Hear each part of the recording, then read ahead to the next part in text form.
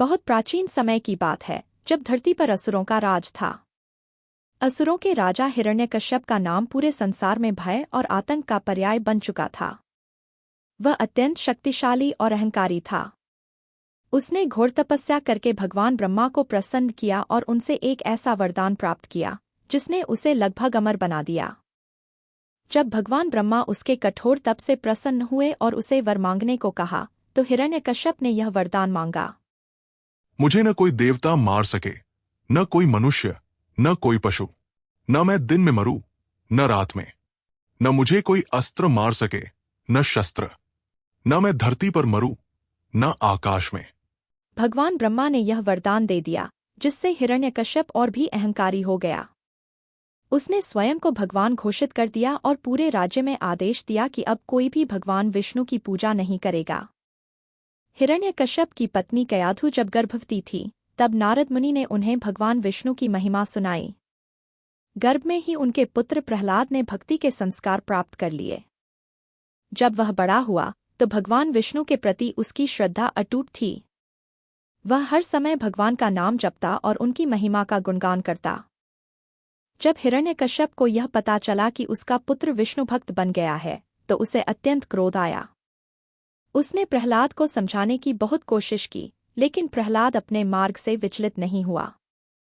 उसने कहा, पिताश्री, भगवान विष्णु ही इस सृष्टि के पालनहार हैं। आपकी शक्ति क्षणिक है, लेकिन उनकी महिमा अनंत है।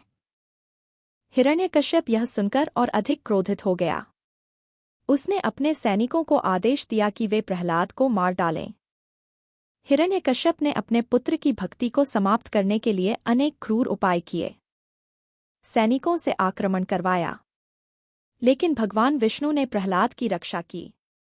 ऊंचाई से गिरवा दिया, फिर भी प्रहलाद को कुछ नहीं हुआ।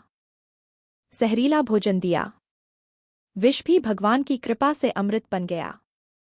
सांपों से डसवाने की कोशिश की, लेकिन वे भी उसका कुछ नहीं बिगाड़ सके।